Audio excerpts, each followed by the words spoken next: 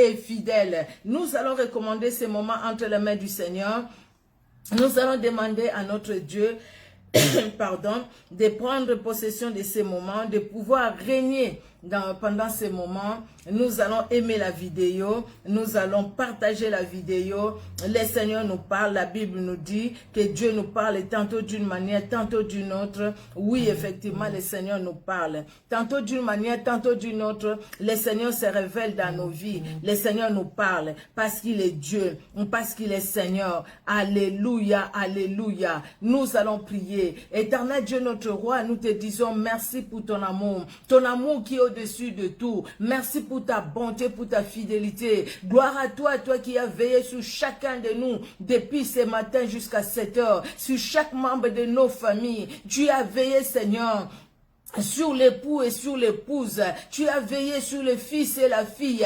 Tu as veillé sur la sœur et le frère. Tu as veillé, Jésus. Tu as veillé sur l'oncle et la tante, sur le papa, sur la maman, pour ceux qui ont la grâce d'avoir encore les parents en vie. Tu as veillé, Jésus, et tu as veillé sur chacun de nous. Nous voici encore ce soir dans ta présence éternelle. C'est une grâce que tu nous accordes. Éternel, c'est pourquoi nous te sommes reconnaissantes, éternel Dieu de gloire, parce que tu es celui qui nous a gardés, qui nous a donné ces moments. Nous venons recommander le temps que tu nous as donné entre tes mains, afin que toi et toi seul puisses régner, Seigneur, puisses régner à maître. Règne à maître le puissant de Jacob, règne à maître le saint d'Israël, règne à maître l'incomparable, règne à maître le Dieu vivant et victorieux. Règne, Seigneur. Oh, tu nous connais plus que nous-mêmes.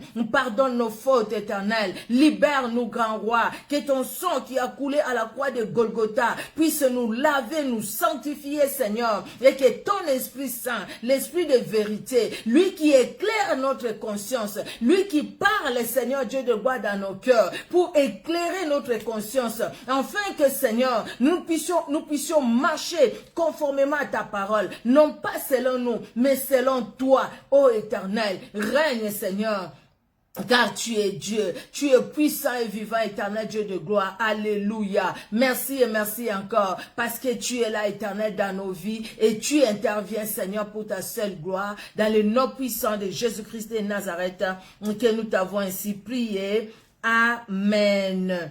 Amen, amen, amen, amen. Notre Dieu est bon, notre Dieu est redoutable. Amen.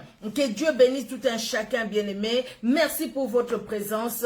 C'est vraiment une bénédiction. Que Dieu vous bénisse abondamment. Nous allons parler de ce thème, bien-aimé. J'ai à écrire les titres, les thèmes. Merci Seigneur. Merci mon Dieu. Alors, quand la conscience s'endort, la foi s'écroule. La conscience. Et c'est devons-nous parler de la conscience pendant que nous parlons du Saint-Esprit? Devons-nous parler de la conscience? Est-ce que la Bible parle de la conscience? Quand nous lisons la Bible, nous trouvons que la Bible met aussi un accent sur notre conscience. Qui a la conscience? Que les chrétiens, que les non-chrétiens? La conscience, qui l'a? Aujourd'hui, nous regardons tout ce qui se passe tout autour de nous. Oui, maman Anila Mati, tu as raison de faire waouh. Oui, c'est vrai. Nous parlons du Saint-Esprit, nous parlons de tout ça. Mais notre conscience, qu'est-ce que nous faisons de la conscience que Dieu nous a donnée? Qui a créé l'homme et la femme? Qui nous a créés? N'est-ce pas que c'est Dieu? Dieu nous a créés à son image et à sa ressemblance. Dieu nous a créés. Et quand Dieu nous a créés, il nous a dotés, il nous a donné l'esprit, l'âme et le corps. Dans notre âme, dans notre corps, dans notre âme, pardon, j'allais dire, Dieu nous a dotés de la conscience. Afin que chacun puisse voir ce qui est bien et ce qui n'est pas bien. Même un païen, quelqu'un qui ne connaît pas le Seigneur, il a la conscience. Des fois, nous nous posons la question, non? Nous disons, mais même les gens qui ne prient pas agissent mieux que ceux qui prient. Nous disons ça. Et nous les constatons aussi, hein, qu'il y a certaines personnes qui ne vont même pas à l'église. Quand tu lui parles de Dieu, mais ce n'est même pas son problème. Mais c'est quelqu'un qui agit bien. C'est quelqu'un qui est bien. C'est quelqu'un qui respecte les autres. C'est parce que cette personne-là écoute sa conscience. Quand il y a quelque chose de mauvais, il sait que là c'est mauvais, je ne fais pas. Quand c'est quelque chose de bien, il les ressent. On ressent quand on fait quelque chose de mauvais, n'est-ce pas? Et on ressent aussi quand on fait quelque chose de mal, n'est-ce pas? Mais aujourd'hui, bien aimé, la conscience est tellement endormie que nous voyons ce que nous voyons aujourd'hui. Quelqu'un qui est déjà dans un trou, il ne veut pas rester dans ce trou-là seul. Il va tout faire pour amener beaucoup de gens, pour attirer beaucoup de gens, en fait que les gens là soient aussi dans le même trou que lui. Il est là dans un trou, il sait que sa vie est perdue, il a choisi ça. Mais au lieu de rester seul là-bas, il prend des filets, il commence à lancer ou des hameçons pour tirer les autres bas, tirer les autres vers jusque là où il est lui, où elle est elle. C'est parce que la conscience est endormie. C'est comme si la conscience dans l'homme n'agit plus, ne parle plus. Et pourtant la conscience parle toujours. Mais c'est l'homme qui étouffe la conscience. Et quand l'homme étouffe la conscience, le mal est appelé bien, le bien est appelé mal. C'est ce que nous vivons aujourd'hui. C'est parce qu'au fait, l'homme, l'humain, quand je parle de l'homme, je vois aussi la femme. L'homme, l'humain, a étouffé la conscience. C'est pourquoi faire du mal à quelqu'un, faire du mal même à son semblable, ça ne dit rien en fait. Faire du mal, ça ne dit plus rien. Donc tu peux faire du mal. Les gens font du mal sans réfléchir. Après ils disent, je ne sais pas ce qui m'a poussé à faire ce mal. Mais c'est parce que tu n'as pas écouté ta conscience. On a tellement des histoires qu'on écoute. Il y a tellement de problèmes qui nous entourent. On se dit, mais ce n'est pas vrai. Comment est-ce qu'elle pouvait faire ça à une telle personne? Comment est-ce qu'elle peut faire ça à quelqu'un qui l'aidait? Comment est-ce qu'elle peut faire ça à quelqu'un qui prenait soin de lui? Comment est-ce qu'il peut? Comment est-ce qu'elle peut? La conscience s'est endormie. Il est temps, bien aimé, que la conscience se réveille, que la conscience ne reste pas dans le sommeil. Sinon alors, c'est la foi qui va s'écrouler. Sinon alors, c'est la foi qu'on n'aura pas. Et quand on n'aura pas, quand la foi s'écroule, bien aimé, c'est qui autrefois nous disions, ça c'est mauvais, il ne faut pas le faire. Peut-être on le prêchait même. On disait c'est mauvais, il ne faut pas le faire. Dieu, la Bible le dit, Dieu le dit. Mais on peut se retrouver nous-mêmes en train de faire la même chose, pareil. La même chose que ce qu'on dénonçait il y a quelque temps. Les choses qu'on dénonçait, on se retrouve nous-mêmes en train de faire la même chose. Quand je vois dans des milieux chrétiens, je parle de milieux chrétiens, nous sommes chrétiens. Quand je vois dans des milieux chrétiens, quelqu'un qui s'est levé, qui disait, mais écoutez, pourquoi partout tu vas, il faut s'aimer, partout tu vas. Et puis on retrouve la même personne tombée dans la même chose, qui demande même aux fidèles, il faut s'aimer, il faut s'aimer, il faut s'aimer, il faut s'aimer. Ta conscience s'est endormie. Réveille-toi, ta conscience s'est endormie. Quand on voit quelqu'un qui sait qu'il est dans le mal, mais maintenant il commence comme un pasteur, j'ai publié ça sur mon compte YouTube, c'est simplement 2 minutes, je prends 2 minutes 30 ou 2 minutes 10, j'ai oublié. Comment ces pasteurs-là, c'est dans un pays africain, le pays est écrit là-bas, je ne vais pas le dire ici.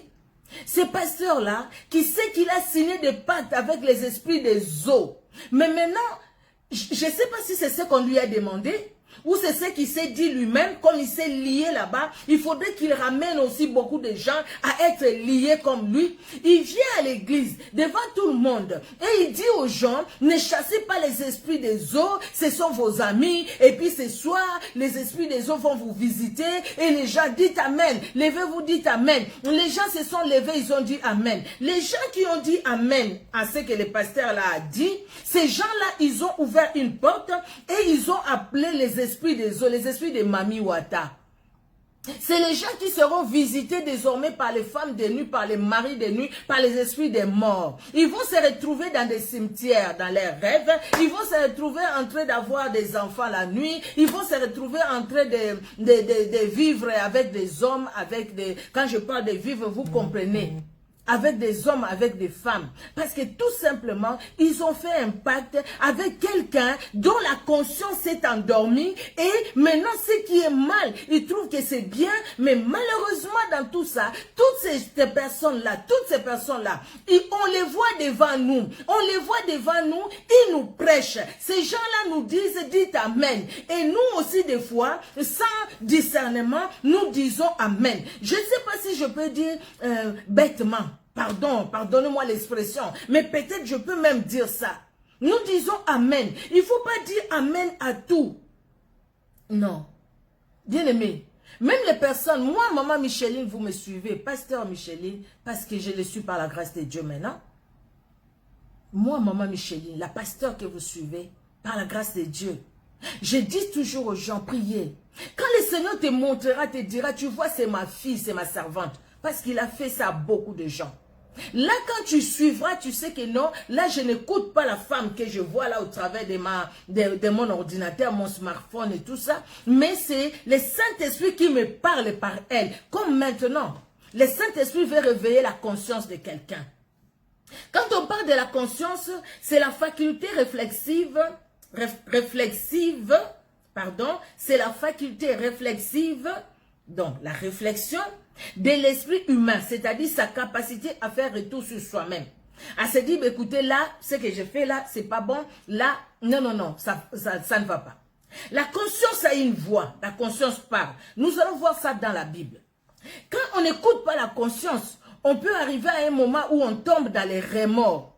Et les remords, ce n'est pas la repentance. C'est comme Judas. Judas ne s'est pas repenti. Judas a eu des remords. Et on peut avoir des remords aujourd'hui. Et puis demain, ces remords-là s'envoler. Et vous savez quoi? Parce que la conscience s'est endormie.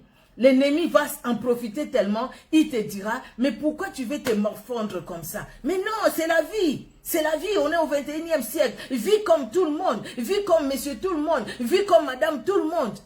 Et puis après, on voit les personnes qui vont à l'église s'habiller comme monsieur tout le monde, madame tout le monde. On voit les personnes qui vont à l'église vivre comme monsieur tout le monde, madame tout le monde. Là où les autres volent dans les magasins, ces personnes-là aussi volent dans les magasins. Là où les gens calomnient, ces personnes-là calomnient. Là où les gens blessent les autres, ces personnes-là blessent les autres. Là où les gens vivent dans l'hypocrisie, ces personnes-là vivent aussi dans l'hypocrisie.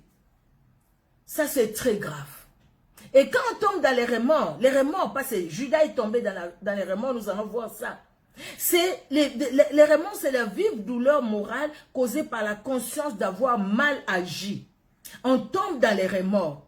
Maintenant, ce que nous devons faire, nous, en tant qu'enfants de Dieu, nous allons voir ça. Ce n'est pas de rester dans les remords, mais de se repentir. De dire, j'ai mal agi, Seigneur, je renonce à ce que je fais du mal, maintenant je m'attache à toi, maintenant je laisse que le Saint-Esprit me conduise. Là, on va dans la repentance, et la repentance restaure notre communion avec le Seigneur. Nous allons prendre un premier passage, bien-aimé, dans 1 Timothée.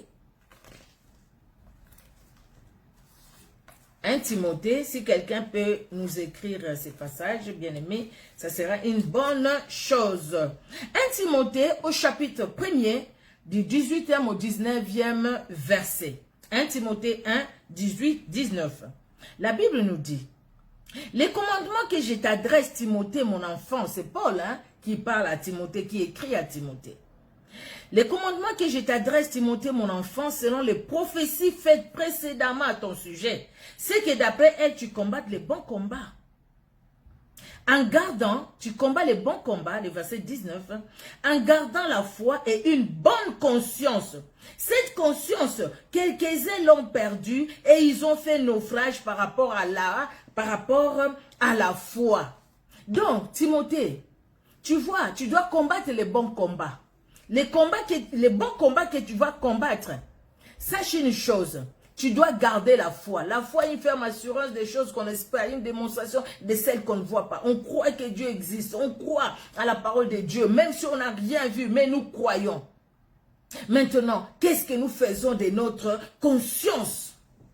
Quelqu'un peut déclarer, je crois, prêcher aussi, faire des bonnes prêches. Mais sa conscience est loin. La personne fait du mal. Vous savez, C'est comme Dieu lui-même s'est tourné et dit, bah, écoutez, en Samarie, j'ai vu des prophètes romains qui disent n'importe quoi, mais c'est que j'ai vu en Israël. Non, c'est plus que ça. Il y a certaines choses, des fois, nous sommes très déçus parce que nous voyons des choses qui se passent au milieu de nous chrétiens. Des choses qu'on ne pouvait même pas mentionner au milieu de nous. Quelque part, c'est parce que la conscience, on s'est dit, on a la foi, on prêche, la personne prie. Quand la personne prie, tu dis, waouh, là vraiment le ciel est ouvert. Mais la même personne va te blesser. Tu te dis, non, c'est pas vrai. C'est parce qu'il a perdu sa conscience. Donc, le fait qu'il te blesse, c'est comme si ça lui dit rien. C'est comme ça il fait du mal, ça lui dit rien. Mais ta conscience là que tu as perdu, tu crois garder la foi, mais sache que le fait que tu agis mal, le fait que tu vas blesser les autres, le fait que tu es en train de rester dans la même situation, demain après demain, même cette fois-là, tu l'auras plus. Tu l'auras plus parce que la foi fera naufrage. La foi est nourrie par la parole de Dieu. La conscience doit être éclairée et elle est éclairée par le Saint-Esprit. Donc, nourrie aussi par la parole de Dieu. Donc, si aujourd'hui, toi tu te dis j'aime Dieu et quand tu prêches et tout ça bien. Ok, bravo, c'est bien.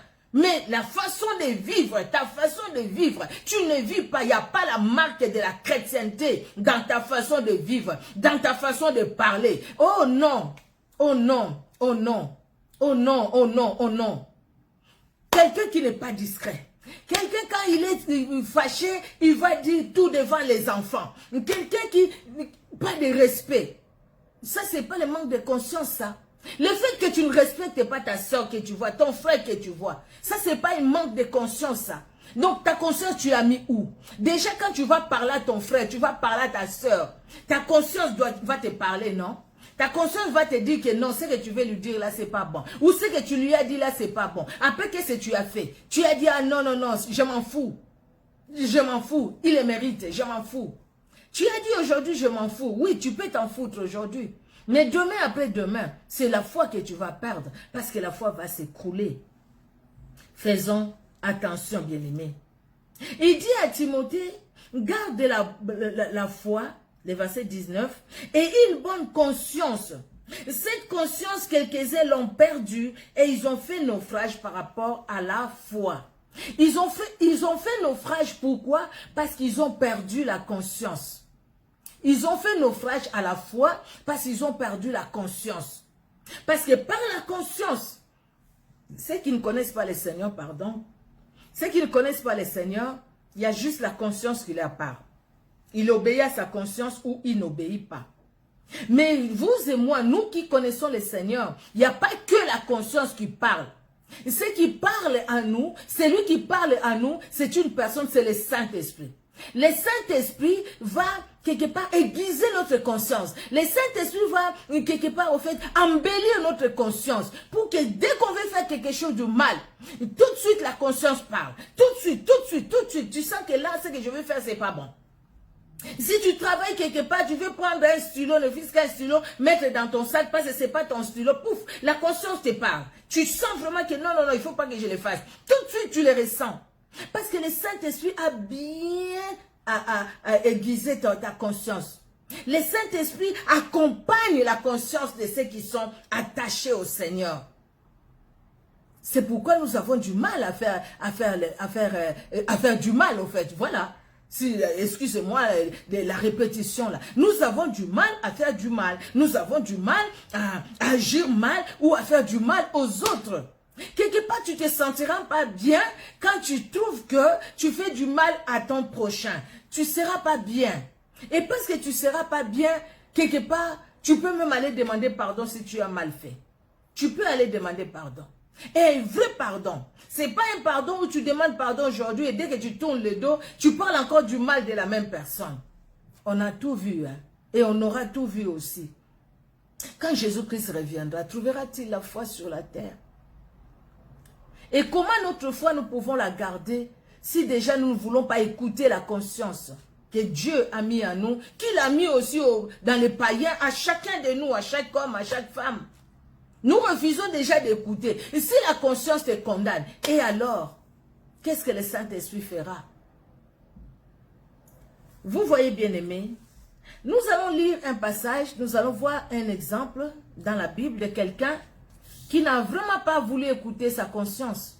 Mais les conséquences sont graves, au fait. Les conséquences après. Parce qu'après, on peut commettre l'irréparable. On peut tomber tellement très bas et on aura du mal à se relever. Ou peut-être même, on va même plus se relever. On tombe tellement bas, on va même plus se relever. Faisons attention. La Bible nous dit, c'est dans Jean, au chapitre 12, et puis j'ai d'autres vraiment, des exemples. Jean, chapitre 12. Jean, chapitre 12, pardon. Voilà. Jean, chapitre 12, c'est de courts versets, nous allons lire du 1er au 8e verset. La Bible nous dit, c'est l'histoire de Judas Iscariote. Nous lisons. 6 jours avant la Pâque, Jésus arriva à Béthanie, où était Lazare, qu'il avait ressuscité des morts. Là, on lui fit un souper. Marthe servait et Lazare était un de ceux qui se trouvaient à table avec lui. Marie, ayant pris une livre d'un parfum de nard pur, de grand prix, oignit les pieds de Jésus et elle lui essuya les pieds avec ses cheveux. Et la maison fut remplie de l'odeur du parfum. Un de ses disciples, Judas Iscariote, fils de Simon, celui qui devait les livrer, dit, « Pourquoi n'a-t-on pas vendu ces parfums, 300 deniers pour les donner aux pauvres ?» Il disait cela, non qu'il se mettait en peine des pauvres, mais parce qu'il était voleur et que tenant la bourse, il prenait ce qu'on y mettait. Mais Jésus dit, « Laisse-la garder ses parfums pour le jour de ma sépulture. Vous avez toujours les pauvres avec vous, mais vous avez toujours les pauvres avec vous, mais vous ne m'avez pas toujours. » Ah. Judas, c'est quelqu'un qui avait l'habitude de voler. La Bible dit, c'est la Bible qui le dit, hein. C'est pas une imagination, la Bible le dit. C'est lui qui tenait la bourse, c'était lui les caissiers. C'était lui, les financiers. Il tenait la bourse, il tenait tout l'argent, en fait, c'est lui qui les gérait. Alors maintenant, pendant qu'il gérait cet argent, il volait. Et c'est sa conscience ne lui parlait pas. Réfléchissons un peu. Judas qui était le financier. Judas qui volait. Judas était celui aussi qui a vu la main de Dieu, qui a vu le miracle, qui a vu comment Jésus-Christ a multiplié le pain, qui était même envoyé avec les autres disciples et qui est même revenu avec eux pour dire, « Maître, nous avons vu, même les démons nous obéissent. » Il dit même les démons nous obéissent. Et Jésus-Christ dira, ne vous réjouissez pas de ce que les démons vous obéissent, mais réjouissez-vous plutôt de ce que vos noms sont inscrits dans les livres de vie. Donc parmi les disciples là, Judas est là. Judas, il marche avec Jésus. Il mange avec Jésus. Judas voit la grandeur de Jésus. C'est vrai qu'il n'a pas été amené dans la transfiguration. Il n'était pas là. Il n'a pas participé à ça. Mais Judas va vivre avec Christ. Judas va écouter la parole de Dieu de la bouche de la parole elle-même. Jésus-Christ de Nazareth. Il n'a pas écouté la parole par l'intermédiaire d'un prophète, mais par Jésus-Christ lui-même. Le même Judas, il volait. Pendant qu'il volait, il faisait l'œuvre de Dieu. Parce que quand Jésus-Christ les envoyait, ils partaient. Mais il volait, le même Judas. Le même Judas qui volait, le même Judas voit cette dame qui va répandre son parfum de grand prix, sur le pied de Jésus. Le même Judas, je pense dans son cœur, il s'est dit, aïe, aïe, aïe, ces parfums qui coûtent très cher comme ça, c'est une année de salaire, ça fait beaucoup. Combien j'allais encore prendre aujourd'hui? Judas regarde un peu ce qu'il allait mettre dans sa poche. Quand Judas volait, Jésus-Christ ne le voyait pas. Jésus-Christ le voyait.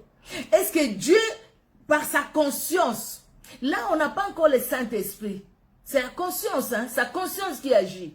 Est-ce que Dieu l'a laissé comme ça sans lui parler? C'est sûr que Dieu lui a parlé. Sa conscience lui a parlé. Mais il a laissé sa conscience de côté. Cette petite voix, cette douce voix qui lui disait, Judas, attention à ce que tu fais. Tu es en train de mal agir. Judas ne voulait pas tenir compte de sa conscience. Il n'a pas écouté sa conscience. Il n'a pas écouté sa conscience. Au fur et à mesure, il n'écoutait pas sa conscience a fini par s'endormir. Donc, à tel point que sa conscience ne lui parlait plus. Sa conscience ne lui disait plus rien. Ou quand la conscience parlait, la voix de la conscience était devenue trop faible, trop petite, trop douce que la voix de la cupidité qui parlait dans Judas. Maintenant, Judas ne voyait que l'argent. Il se voyait lui. Il faut mettre combien aujourd'hui? Ils ont donné combien? Alors, je prends combien pour moi? Combien je veux mettre dans ma poche? Judas, c'était ça, ses calculs. Et maintenant, cette femme, Jésus-Christ nous regarde, vous voyez? Il dit pas, Judas, Judas, je sais que tu es un voleur. Je sais que ce que tu fais là, ce n'est pas pour les pauvres, mais tu es un voleur. Mais regardez comment Jésus-Christ répond. Les pauvres, vous les avez avec vous. Mais moi, vous ne m'aurez pas toujours, parce que son heure était à la fin. Laissez cette femme, ce qu'il fait, il prépare déjà ma sépulture. Il ne dit pas, Judas, je te connais, Judas, je sais que tu es en train de faire. Vous voyez. Mais cela n'a pas suffi pour Judas. Quand il a quitté là-bas, il est allé voir les souverains sacrificateurs. Je sais que vous les cherchez, mais moi, je peux vous les livrer. Pour combien? 30 pièces d'argent. Nous connaissons l'histoire de Gethsemane. Judas. Il n'a pas craint. Il n'a pas craint. Il sait que Jésus-Christ connaissait tout. Mais il va, et il va aussi avec son baiser. Ah, maître! Avec cette gentillesse. Vous connaissez vous, hein, tout autour de vous. Les gens qui ont cette gentillesse-là. La gentillesse de Judas. La gentillesse judaïte ou judaïsme. Je ne sais pas comment on va appeler ça. Mais la gentillesse de Judas. Les sourires de Judas. Judas est allé embrasser Jésus pour lui dire bonjour. Ah, maître! Et Jésus-Christ les regarde. Pour un baiser, tu vas livrer le Fils de l'homme. Judas n'a pas craint. Parce que vous voyez, jusqu'à tel point, la conscience s'est endormie. Et parce que la conscience s'est endormie, il n'a pas craint de vendre Jésus. Quand la conscience s'endort, bien aimé, on ne craint même pas de nier ou de renier Jésus-Christ, même devant les païens. On ne craint même pas de nier ou de renier Jésus-Christ devant une situation. Donc, quelqu'un qui était à l'église, il peut enlever l'habit de l'église et commencer à se prostituer. Quelqu'un qui va à l'église, il peut sortir avec le mari d'autrui. Peut-être même à l'église aussi. Quelqu'un peut faire du mal. Vous voyez? Ou quelqu'un qui prie peut aller même voir les féticheurs parce qu'il se dit, écoutez, là, je n'arrive pas. Et nous les voyons aujourd'hui. Ces gens-là qui vont signer des pactes et qui les disent même. Un pasteur qui les dit, qui les déclare tout haut. Il dit, écoutez, il recourt aux forces des ténèbres pour faire des miracles dans son église. Mais malgré ça, les gens viennent toujours. Les gens vont toujours parce que ces gens-là sont envoûtés. Pour qu'ils n'aient pas tombé dans cet envoûtement, déjà avant de partir, le Saint-Esprit te dira, là où tu veux aller, moi je te vois pas là-bas, n'y va pas. Mais nous sommes tellement suivistes, parce qu'il y a mon meilleur ami qui va là-bas, parce qu'on m'a invité, parce que si je ne veux pas, on dira que je ne suis pas parti. Donc il faudrait que j'y aille. Regardez Judas. Et Judas, la conscience s'endort, et Judas va commettre l'irréparable. Quelque chose qui ne pourra plus revenir en arrière, plus jamais. C'est fini là pour lui. Dans Matthieu 27, de 1 à 10, la Bible nous dit, je ne sais pas si quelqu'un écrit le passage biblique, hein, pour les bien-aimés qui entrent après, ils verront le passage biblique qu'on a lu. Dès que le matin fut venu, tous les principaux sacrificateurs et les anciens du peuple tinrent conseil contre Jésus pour le faire mourir. Après l'avoir lié, ils l'amenèrent et le livrèrent à Ponce Pilate, les gouverneurs. Alors Judas, qui l'avait livré, voyant qu'il était condamné, se repentit et rapporta les 30 pièces d'argent aux principaux sacrificateurs et aux anciens, en disant, j'ai péché, en livrant les sangs innocents. Ils répondirent, que nous importe, cela te regarde. Judas jeta les pièces d'argent dans les temples, se retira et alla se pendre. les principaux sacrificateurs les ramassèrent et dirent, il n'est pas permis de les mettre dans les trésors sacrés, puisque c'est le prix du sang. Et après en avoir délibéré, ils achetèrent avec cet argent les champs du potier pour la sépulture des étrangers. Et c'est pourquoi ce champ a été appelé champ du sang jusqu'à ces jours. Alors s'accomplit ce qui avait été annoncé par Jérémie le prophète. Ils ont pris les 30 pièces d'argent, la valeur de celui qui a été estimé, qu'on a estimé de la part des enfants d'Israël. Et ils ont donné pour les champs du potier, comme le Seigneur me l'avait ordonné. L'irréparable. Et, bien-aimés, que nous, vous et moi, nous ne puissions pas arriver à l'irréparable. Que nous ne puissions pas arriver à l'irréparable. Alors, j'ai suivi hier une histoire. C'est notre sœur, qui est notre sœur à nous, Belinda Benz. Elle est sur Facebook, mais moi je l'ai suivie sur YouTube. Belinda Losako. Elle a raconté cette histoire. Cette histoire, c'est deux amis. Deux amis qui prient, deux amis qui s'aiment, deux amis qui s'aiment vraiment. Alors, il y a une amie qui a sa grande sœur, c'est elle qui est restée la responsable dans la famille là-bas au pays. Les autres sont en Europe, éparpillés, les parents sont là-bas aussi au pays. Donc, c'est la grande sœur qui fait tout. Quand ils ont des travaux à faire là-bas, c'est la grande sœur qui les fait et tout.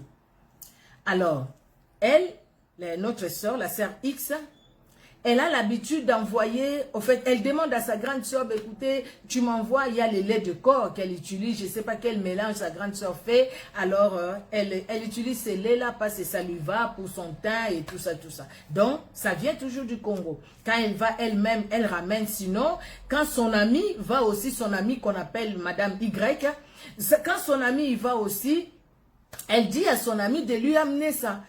Plusieurs fois, son ami est parti, elle a ramené, hein, sans problème, hein, tout se passe bien. Hein. C'est des meilleurs amis, ils se connaissaient depuis les pays, des meilleurs amis, des meilleurs amis. Mais cette fois-là, écoutez bien, cette fois-là, bien-aimé, cette fois-là, elle est partie, elle est restée, elle est en Europe, hein, j'ai dit ici, elle est en Europe. Alors, son ami est parti, elle est allée en Afrique. Et la grande sœur qui les reçoit bien et tout, qui reçoit l'ami à Madame Y, l'ami à sa petite sœur Madame X, comme d'habitude quoi, c'est vraiment comme sa petite sœur. C'est devenu une famille, les familles se connaissaient et tout ça.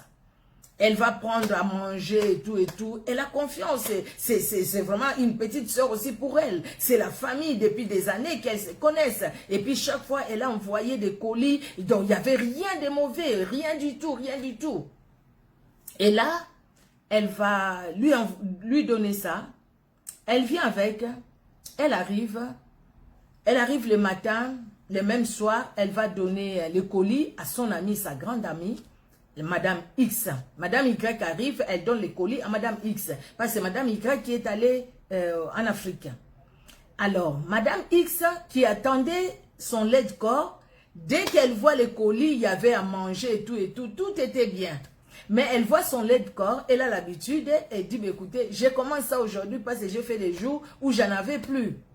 Alors, elle a utilisé ce lait de corps. Dès qu'elle a utilisé le lait de corps, elle a commencé à avoir, donc la peau, ça grattait la peau, ça grattait. Elle n'a pas compris, ça grattait, elle n'était pas bien. Et puis on l'a amenée aux urgences. Là, ils ont fait des examens, ils ont demandé si elle a mangé quelque chose et tout. Et puis elle a dit ce qu'elle a mangé. Dans la nourriture, il n'y avait rien. Et puis elle dit, elle a utilisé quelque chose pour le corps. Oui, tel lait et tout. Ils sont allés, je pense que c'est eux-mêmes qui ont demandé au comment, mais dans l'histoire, après, le lait là a été analysé. Et quand le lait a été analysé, ils ont trouvé au fait qu'il y avait du poison dans ce lait là. Il y avait quelque chose de mauvais. Et c'est ce qui a fait que son corps a commencé à gratter. Le corps, vraiment, ça s'est abîmé. Il y avait des boutons et tout. Elle est restée pendant un moment à l'hôpital. On l'a soignée. Alors maintenant, pendant ce temps-là, la famille s'est divisée. Parce que tout le monde, même elle-même, elle dit c'est sa propre grande soeur qui lui a fait ça. C'est sa grande sœur parce que c'est elle qui fait c'est elle qui lui a envoyé les colis. Et les colis est arrivé chez elle, tout était bien emballé. Donc, ça ne pouvait pas être une autre personne qui mette quoi que ce soit. Tout était bien emballé. Non. Et puis, elle appelle son amie, Madame Y. Elle dit, écoutez, moi, ça ne va pas et tout ça. Madame Y qui dit, c'est ta grande sœur. Elle est mauvaise, tu vois. Je te dis depuis longtemps, fais attention avec ta grande sœur. Et en plus de tout ça, ce qui m'a étonné, ils sont allés même chercher les hommes de Dieu, des prophètes. Là-bas en Afrique, ils ont prié, ces prophètes-là, ils ont dit, ah non, vous savez quoi, le problème c'est sa propre grande sœur qui a mis du poison dans son lait de corps, sa propre grande sœur. Ils sont allés voir, je ne sais pas combien de prophètes. Les prophètes là, ils ont dit pareil. Alors la famille séparée, les papas, la maman, et cette dame-là, même son mari ne voulait plus d'elle parce que son mari dit, écoutez, ce que tu as fait à ta soeur, tu peux me la faire aussi. La dame dit, écoutez, je ne connais rien, je ne connais rien. Mais personne ne voulait la croire, personne. Entre-temps, sa petite soeur a fait venir ses deux enfants, les enfants de sa grande soeur. Donc ses deux neveux ou nièces, je ne sais pas, parce que comme elle parle en lingala, elle dit bana. Donc nous, bana, ils ont bana. Donc on ne sait pas si c'est les garçons ou les filles. Alors, même les enfants étaient contre leur maman. C'était vraiment une situation, même dans les quartiers, les gens parlaient et tout ça. Elle était devenue mal à l'aise. La dame essaye d'expliquer. Elle dit non, je n'ai rien fait. Peut-être que son ami, entre-temps, elle a ouvert, elle a fait quelque chose. Mais moi, non. Les laits que je lui ai fait, moi-même, c'est ce que j'utilise aussi. Mais moi, non. Ah non, c'est que tu as mis avant d'envoyer. Et tout ça, tout ça, tout ça. C'était vraiment, vous comprenez, dans la famille, c'était au fait normal que tout le monde la soupçonne. C'était tout à fait normal que tout le monde la soupçonne. Et à un moment, elle est allée, je ne sais pas, chercher comment, je ne sais pas là, comment elle a fait, la dame, elle est allée chercher. C'est vrai que la dame l'a dit, mais moi, je ne peux pas le dire parce que ça, c'est pas encourageant. C'est ce que j'ai dit, quand la conscience s'endort, on risque de faire même des choses qu'on ne peut pas faire. Dieu est capable de nous justifier, même si les hommes parlent. Bon, elle, d'après l'histoire, c'est quelqu'un qui prie, mais elle en avait marre et puis elle était fatiguée que tout le monde l'accuse. Au final, elle est allée dans les histoires des ténèbres.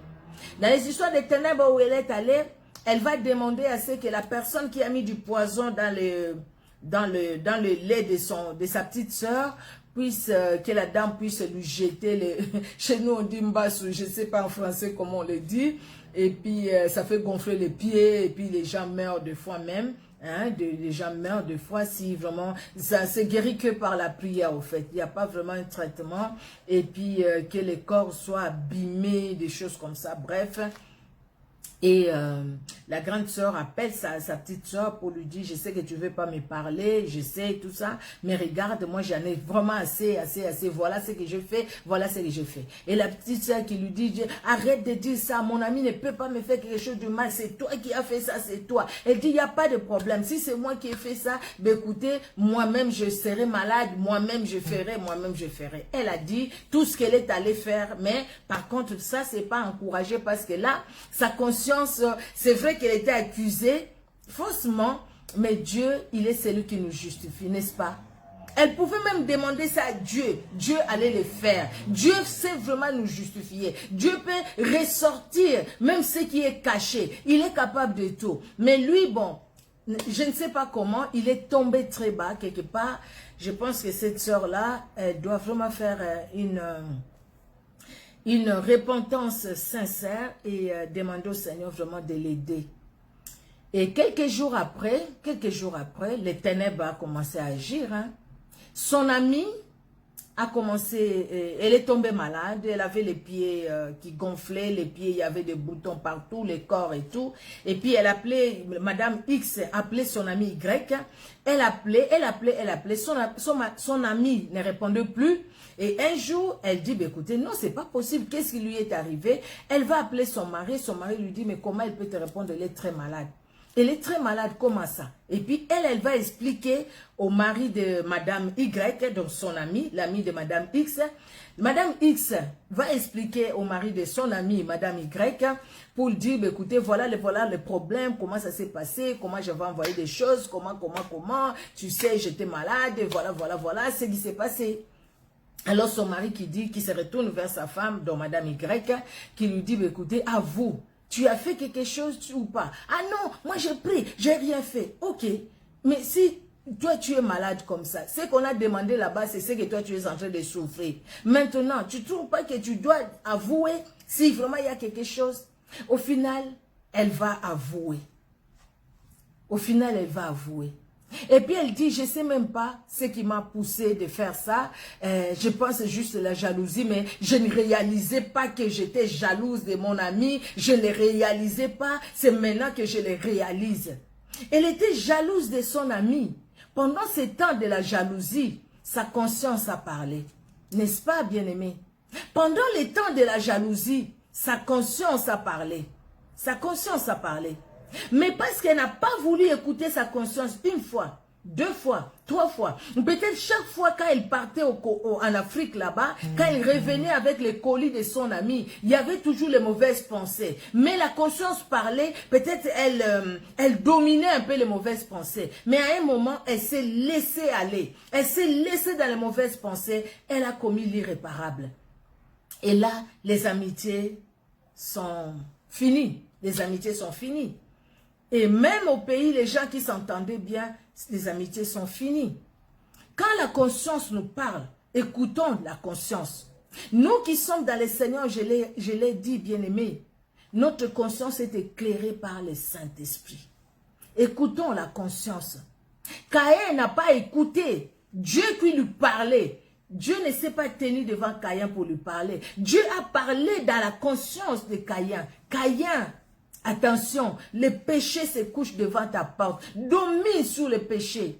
Caïn n'a pas dominé sur le péché. Au contraire, le mauvais cœur a pris de la place. C'est comme pour Judas. La cupidité, la voix de la cupidité a été plus forte que la voix de sa conscience. Pour Caïn, la voix du meurtre a été plus forte que la voix de sa conscience. Aujourd'hui, nous voyons cette histoire de poison. Partout les poisons. On met des poisons. Même dans l'église, les poisons. Tel pasteur qui est mort, on l'a empoisonné. Tel musicien, on l'a empoisonné. Qui l'a empoisonné? Que la personne là est venue de l'extérieur pour entrer là-bas pour l'empoisonner? Peut-être c'est possible. C'est parce que la conscience s'est endormie. Il y a d'autres passages bibliques que nous n'allons pas lire aujourd'hui. J'ai préféré que ce soit en deux fois. En deux fois. Nous allons finir ça prochainement par la grâce de Dieu. J'ai voulu comme ça, au fait, en deux fois. Parce que c'est un problème très sérieux. La conscience. Mais comment est-ce que la conscience peut s'endormir? Mais que faire pour que la conscience ne s'endorme pas ou ne s'endorme plus? Si la conscience était endormie, qu'est-ce que nous avons notre part de responsabilité, bien-aimés? C'est ce que nous verrons par la grâce de Dieu. Ne soyons pas comme Caïn qui refuse d'écouter la voix du Saint-Esprit, qui refuse d'écouter ce que Dieu lui parle. À l'époque, on ne parle même pas du Saint-Esprit, vous voyez? Mais il y a la conscience qui parle dans les cœurs. Regardez même nos grands-parents, Adam et Ève. Ils ont refusé d'écouter la voix du Saint et de Dieu lui-même qui leur a parlé. Et même quand le diable est venu là poser toutes ces questions qu'il posait à Ève, la conscience a parlé. La conscience parle toujours. Devant n'importe quelle situation, la conscience parle toujours. Toi qui travailles dans les hôtels, la conscience parle toujours. Toi qui travailles dans des bureaux, la conscience parle toujours. Regardez cette dame qui est allée voler les parfums d'un client qui est venu à l'hôtel où elle était femme de chambre. Elle a pris les parfums parce que ça sentait bon. Mais ce qu'elle ne savait pas, c'est sûr que sa conscience lui a parlé. Elle n'a pas écouté. Mais ce qu'elle a oublié peut-être, le fait de ne pas écouter la conscience, la voix de la conscience, c'est que derrière ces parfums-là, il y avait tout un esprit. Tout un esprit. Et qui l'a emporté. Elle est partie. Vous avez écouté cette histoire-là. Les parfums qu'elle a pris dans la chambre de quelqu'un que tu ne connais même pas. Les parfums. Quand tu vas prendre les choses dans les magasins, toi tu penses vraiment que ces gens-là, ils savent, non? Ils savent qu'il y a des gens qui volent, ils le savent, non? Quand des fois ils laissent les gens comme ça, vous croyez vraiment que non, bon ils laissent comme ça. Il faudrait que la conscience travaille. La conscience doit travailler. Même le fait de prendre les bananes, tu prends un peu là-bas, tu vas peser les restes, tu as mis dans les paniers, puis tu ajoutes. Ce que tu n'as pas pesé là, tu vas les manger combien de temps? Ça va faire quoi dans ton corps? Qu'est-ce que tu peux pas acheter? Achète 2 bananes, si tu peux acheter 2 bananes. Mais ne rentre pas avec 4 bananes, tu vas les donner à tes enfants. Tu es en train de maudire tes enfants. Tu es en train de maudire ta famille. Et tu es en train de te maudire. C'est pourquoi il faudrait que la conscience travaille. Il faudrait que la conscience se réveille. Et notre conscience ne peut se réveiller que par le Saint-Esprit. Il faudrait que la conscience se réveille. Pour que nous puissions quitter beaucoup de choses, bien aimés. Pour que nous puissions vivre la vraie vie de Christ. Déjà, parce que si on ne veut pas écouter le Saint-Esprit, ben écoutez la conscience. Pour que nous puissions vivre bien, déjà le savoir-vivre chrétien. Dans le savoir-vivre chrétien, juste sur cette terre où nous sommes, savoir-vivre. Savoir bien vivre avec les autres. Ne pas se mettre le couteau dans le dos. Tu tournes le dos, pouf le couteau, tu tournes le dos, pouf le couteau. Mais où est la différence avec ceux qui ne servent pas Dieu? La différence, elle est où? Faisons attention, bien-aimés, et ne pas commettre l'irréparable parce que nous n'avons pas écouté la conscience. Paul l'a compris. C'est pourquoi il a dit à Timothée, combat les bons combats. Les bons combats. Garde la conscience, garde aussi, et garde la foi et la conscience. La bonne conscience que beaucoup ont perdu. La bonne conscience. C'est-à-dire qu'il y a une conscience aussi qui n'est pas bonne. Cette conscience-là qui pousse les gens à faire du mal. La bonne conscience te pousse à faire du bien. Il y a des gens qui sont des gens pieux. Mais des gens qui écoutent juste la voix de leur conscience. Mais qui marchent bien. Mais ça ne va pas les sauver. Celui qui va sauver, c'est Jésus-Christ et Jésus-Christ est seul.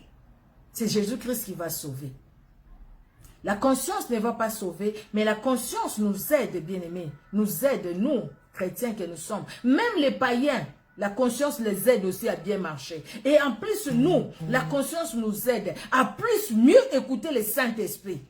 À plus vraiment mieux écouter le Saint-Esprit. Si notre conscience est réveillée, nous allons bien écouter le Saint-Esprit. Si notre conscience est endormie, nous n'allons pas écouter le Saint-Esprit. Quand il va nous parler, nous allons dire, ah, ah, ce sont mes pensées. Ah, non, non, non, non, non. Ah, non, non, non, non, non. Entre-temps, on peut creuser un trou et tomber très mal. Que Dieu vous bénisse, bien-aimés. Nous allons poursuivre cet enseignement prochainement par la grâce de Dieu.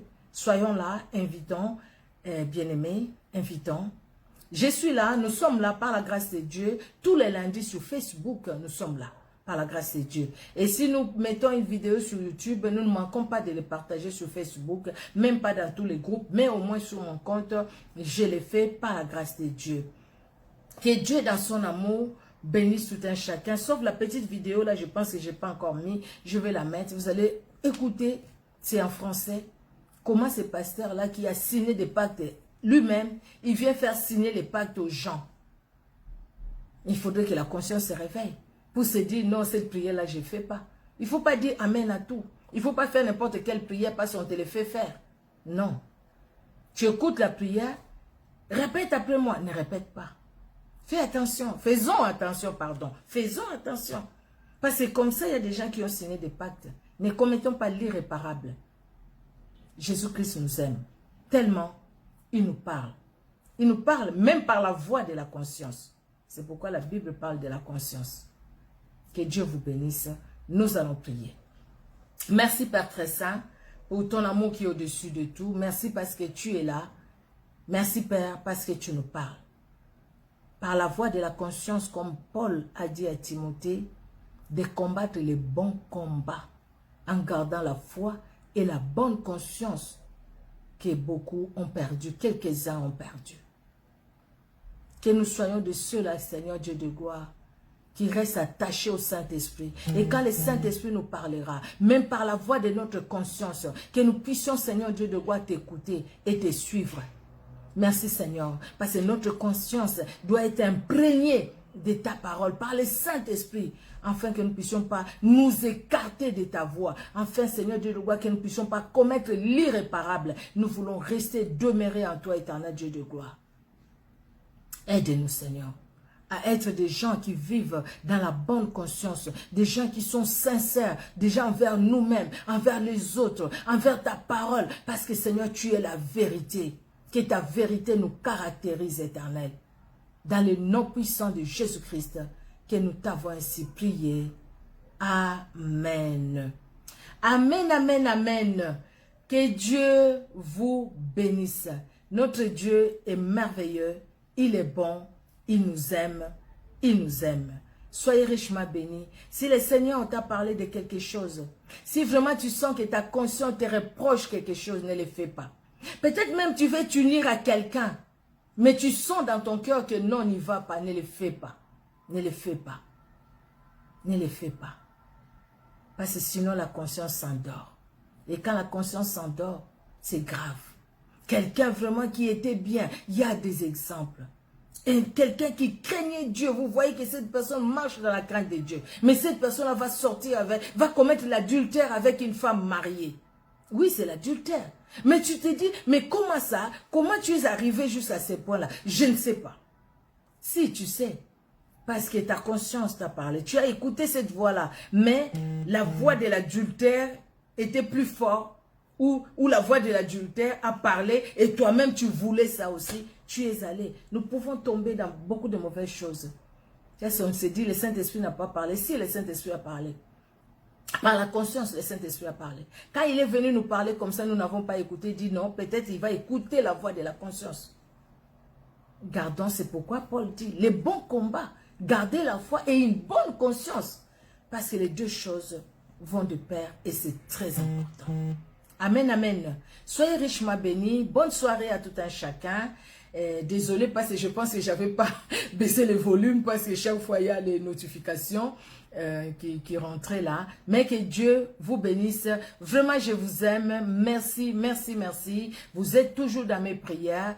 Que mon Dieu, le Dieu de gloire, vous bénisse. Priez aussi pour moi. Vraiment que Dieu nous aide tous, afin que nous puissions combattre les bons combats en gardant la foi et une bonne conscience. Amen. Soyez bénis et à la prochaine, nous allons poursuivre cet enseignement avec beaucoup d'exemples à l'appui et nous allons clôturer la prochaine fois par la grâce de Dieu.